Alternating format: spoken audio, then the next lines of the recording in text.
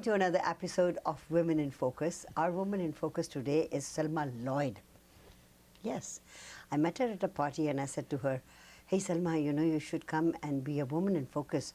And that was many moons ago. And then I met her again and I said, "Haven't we met before?" And she said, "Yes."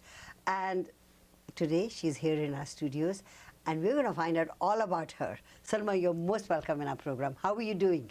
I'm doing good, Sushma ji. Thank you for having me here today. Well, it took us a long time to get you here, eh? Right. Busy you, busy me? Busy, yes. So, tell me something about yourself, Salma. Where were you born? I was born in Bombay, India. Wow. Yes. So, a bustling place. Very bustling and so different from here. Yes. Yes. And so, how long did you live in Bombay before coming to Canada? I was about 16 before I came to Canada. Oh, wow. So, Yes. mom and dad just plucked all of the children, came to Canada. Actually, no, I have a very interesting story about Please, my mother. share. Thank you. Yes, my mother actually, she was a woman with a lot of strength and hardworking. She came to Canada to pave the way for her children. Wow. And so that's when she left, Sushma ji, she left behind all of her 5 children. And, basically did not know where my mom was. She left without saying goodbye. There were a lot of things that happened in the family between my mother and my father. And she just wanted to get a better life for her children. And so basically she left without, as I said, saying goodbye.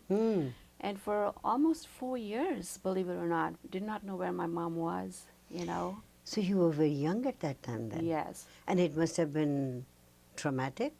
Yes, very traumatic. Can you imagine being 12 years old and coming and your mother not showing up day after day, night after night, not knowing if she's dead, if she's alive, she's missing. And so that happened for about almost 4 years, as I said. And finally, there was a woman that came to our house, was my mother's friend. And we were then living in Surat. And so she came and asked my father to send us to a wedding. And so my dad gave permission for the 2 girls to go. And when I got to the train station, my mother was there. And can you imagine the joy, the tears, the laughter?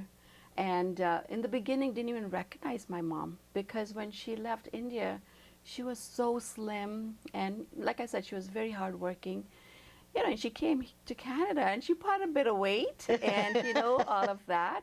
And so that was a joyful day, but also a sad day, because when she came, we also left without saying goodbye.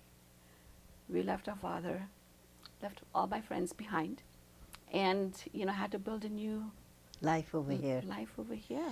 How many in the family? You said 5 children. Correct. I have 3 elder brothers, and then myself, and then was my sister. Yeah. So she just took you and the sister? Yes, the 2 of us. She took us to Delhi. Yeah. She got our passports ready. Right. Made a few outfits for us. Yeah. And then we came, and she had to come back. So we came by ourselves, actually, the 2 of us. Right. Oh, wow. Yeah, we came traveled. What a story, my God. Yeah, by ourselves. And at the age of 16, you both and your younger sister traveling to come and meet your mom here. Yeah, she and was how 14. was it when you first came here? Was it a shock? But you'd lived in Bombay and Surat. How was that? Well, let me go back a little bit. When I lived in Bombay, after that, we had actually left, and we went to a small village, actually, and it was called Marol. Oh. And actually, we struggled. We lived in huts at one time. Oh, my God. And, life was a struggle. Like I said, my mom struggled. And so with no relatives, my mom got married at a very young age. She got married when she was 18. She was a Muslim. My father was a Catholic. And so we were segregated, from family. Oh, I see. And life was tough at that time. Yeah. Was your mom and dad's marriage a love marriage then? In Correct. that case? It was. That's why, in India, some religions do not, nobody sees them, like living cohesively together. That's right. That's right. Yes, and it was difficult. My mom came from a very wealthy family, as far as I know. But by the time, you know, her parents passed when she was 5. So she grew up with no parents. She had an elder sister Right. and 2 elder brothers. Yeah. And they were quite wealthy. Yeah. Matter of fact, my grandfather was involved with the partition of Pakistan and India. But by the time she grew up, there was no wealth there. You know, No. everything was diminished Yeah. and gone. Yeah. And so That happened with so many families that had to move and leave everything behind. that's right. That's right. So coming here then, when you came here, was it a cultural shock? Was it an emotional shock? Because you must be missing your brothers and friends and dad, as you mentioned. That's right. It was a cultural shock. You know, I mean, I grew up in a home where we spoke English. I mean, that was our mother tongue. I went to convent schools. So that was, you know, that was... Language was not an issue. Correct. But, you know, coming here from, you know, from a big city like that to coming to... and I came in the winter, actually. So it was March, in the middle of, you know. And Regina is a... I don't know if you know, I've been to Regina, but there was a tiny, Yes. tiny airport. Yes. I think maybe just the people that, you know, came off the plane were basically there. And it was dark and quiet, and, you know, at night, it was evening. And I said, where have we landed? What strange place is this? you Yes. know? But it was also an excitement because, you know, I was going to be, you know, with my mom. Yeah. So, yes, there was tears of joy, I would say. Yes. You know, tears of joy. Beautiful. I'm so glad you told me all this, because this makes into a beautiful story. I want to take you to your, you know, life here and what your mom did over here. But let's take a short commercial break and come back. Salma Llyod is our woman in focus today. Don't go away. We'll be right back.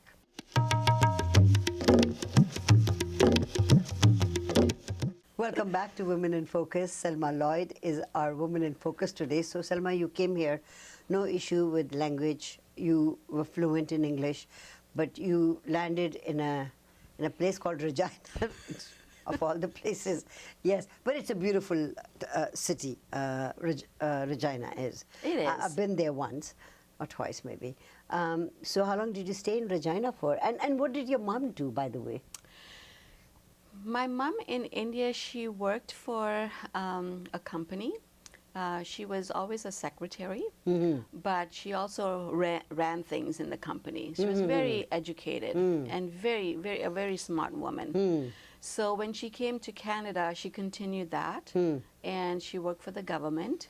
And yeah, that's how she just continued working.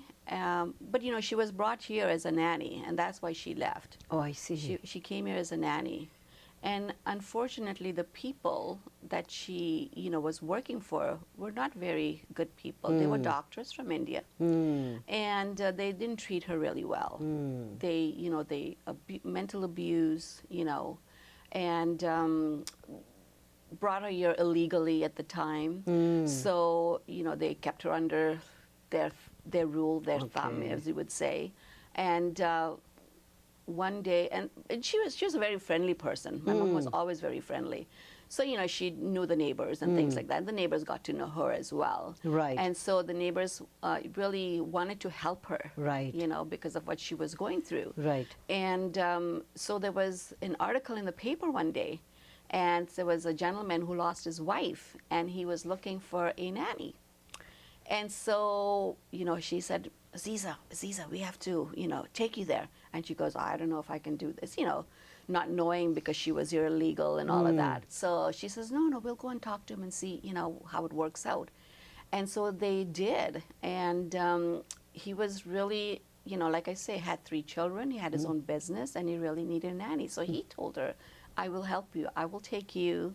Beautiful. And, you know, get your papers and get it all legalized. Right. And so that's how she, but, you know, they gave her a hard time, as I said. Yeah. They actually, when they found out she was ready to go, Yeah. they, you know, they put some money in her suitcase and actually accused her of stealing. Stealing and all that. Correct. Yeah. But, he vouched for her and said, Yeah. this is what's happened, and that's why, Yeah. And so she started working for him. He had some hardware stores. His name was Lyle. And guess what? She ended up marrying him. Isn't that beautiful? He had 3 children, and there was the 2 of us. Yes.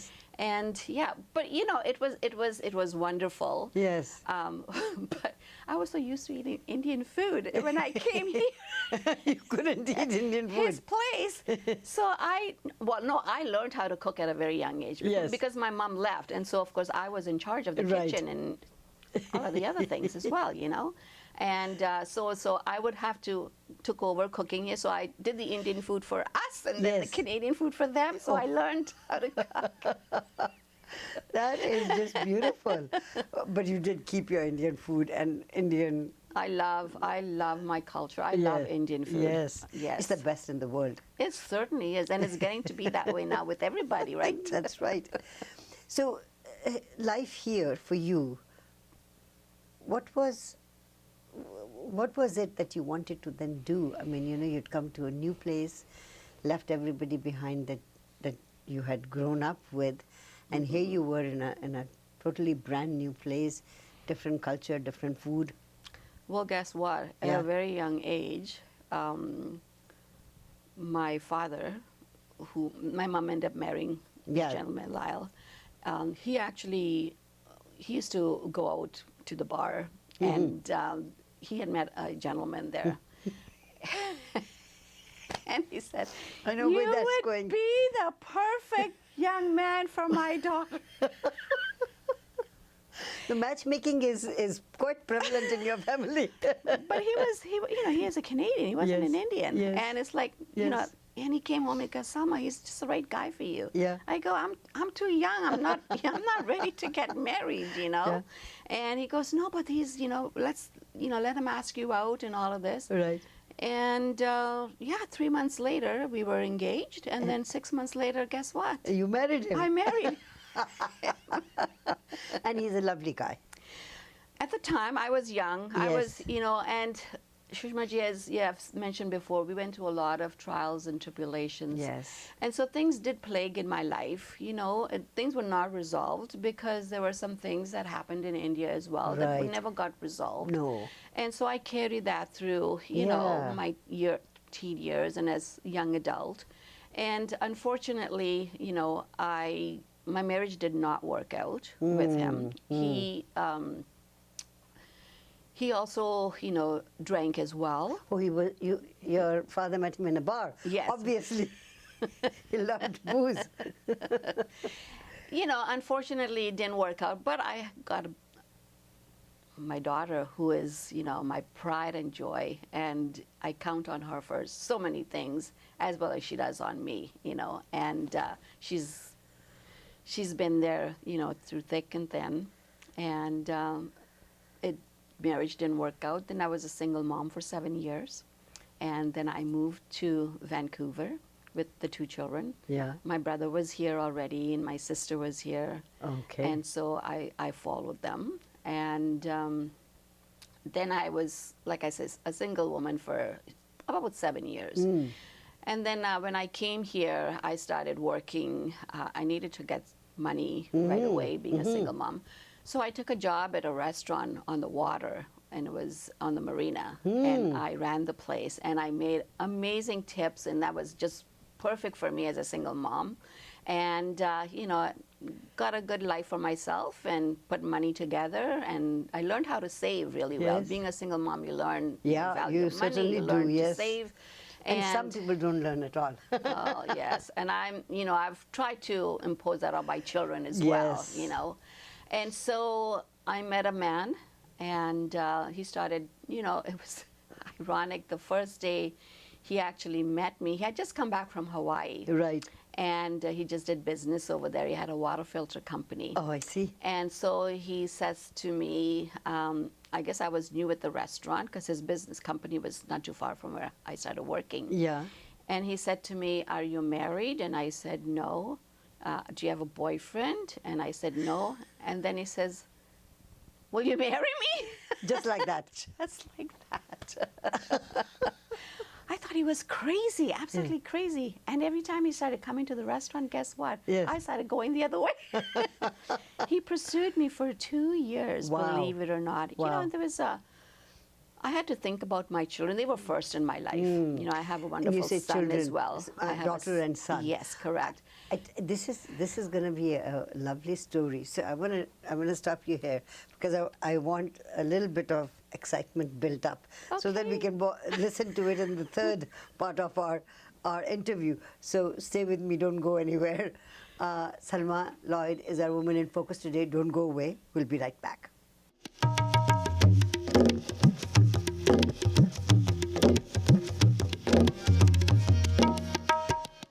Welcome back to Women in Focus. Salma Llyod is our Woman in Focus today. And so this guy just looks at you, pursues you for 2 years and says, marry me. Correct. And you did. Yes, I went through a lot of counseling. Yes. As you know, he was a Christian. Yes. I came from a Muslim background. Yes. And family dynamics. And so, as I said, there was a lot to learn, to grow, to understand about our cultures. And I started going to actually, yes, when I started going out with him after the 2 years, I decided, actually, you know what happened was my mother was now living in California. Oh. And so she had moved. And so she wanted me to come to California, you know, since I Oh, was I a single mother. But Yeah. I started going out with this wonderful man. And, you know, I had moved all my furniture, got rid of everything. So the night before I'm supposed to be going to California, we meet for one last time. Yes. At a restaurant, Pan Pacific actually. Yes. And I had bought him a friendship ring. Right. Because I wanted to continue my Being relationship. friends, yes. Yes. And see where we were going to get. Guess what? He had an engagement ring. Oh, he proposed to you, right? Wow. He proposed to me right there. Wow. And Isn't so- that beautiful? So that's what happened. I did not go To to California. California and ended up, you know, getting married and became a Christian. And when I started going to church, actually, I really felt a peace come over me. You know, the choir was singing and tears of joy was just flowing. And I'm Wow. saying, you know, and because I'd gone through so much, it was really hard for me to forgive myself. But when I started going to church and listening, and you know, God really helped me through that to forgive myself and to continue with life. And you know, I've been a Christian ever since then. And of course, getting married to a Christian, guess what? My mother was not present at my wedding. Of course not. My eldest brother was not present at my wedding. My younger brother, however, was there. He gave me away, and my sister was there. So I had part of the family there, and you know. Did part you of make my up with your family. mom after that? It took some time. Basically, my mother disowned me, you know, and she basically said, "I'm going to forget that I ever had a daughter, you know, named Selma." It was a hard, trying time, but I respected her, you know, and I just continued with my journey because I know my life now is so different, you know, after I accepted the Lord. And so I got ill one day, like, I mean, really ill. And somehow my mom found out, I guess it was through my sister. And then she called me and she says, "Why didn't you call me? You're so sick." And I says, "I was just, you know, your wishes were for me not to call you. So that's what I did, you know." And she goes, "Well, something like this, you know, you should have called me." And then since then, yes, we did make up. And we became very, very close. I was very close to my mother after that, yes. Beautiful life story, lovely story, gone through so many different religious upheavals and so on and so forth. How do you see yourself with your children? Well, my daughter also got baptized, and my son as well. And like I say, we are a pillar in our community now. Yes. I am blessed with 3 beautiful grandchildren. Right. And my mother taught me some really good values. Yes. And one of them was to always help people, to always give. And so, I have tried to continue that with my kids as well. My daughter gives a lot of service. She's done many things with her life. And someday maybe perhaps she'll be on your show. Of course. And then my grandson, he's the joy of my life, actually. I mean, you would just absolutely love him if you saw him. He's such a giver, such a kind person. Right. And my granddaughter, she just got baptized, actually, last Isn't that Sunday. beautiful? Yes. And life is just wonderful. You go through your ups and your downs. Yes. But, all in all, life is beautiful. I really enjoy my life. And I will continue my mom's legacy, by giving, by just being there for somebody. I have what I do every year is I have a jewelry sale. I make jewelry. So this jewelry is all made by you. Yes, and I support different places in India. My heart's always been for India. And so once a year we have the sale at my church. And then my grandchildren have helped me with that. And proceeds go to India. Yes. Salma, thank you very much for being our Woman in Focus today. Thank you. Lovely stories, eh? Lots of stories. Lots of stories. And thank you for having me, Sushma ji. Now I'll have your daughter as a Woman in Focus in the next little while. Correct. She's got a beautiful story as well. I'm sure she does. She And can now, tell you a lot of things. I am sure she can. Thank you, Salma. Thank you so much, And I'm Sushma so ji. glad that we met again. Thank you. Thank you. I really appreciate this. And as I say, you certainly remind me so much of my mom. I lost my mom almost a couple of years ago now. So, it was just God's timing was just so perfect meeting you. Yes. Salma Llyod has been our Woman in Focus today. Don't go away. We'll be right back.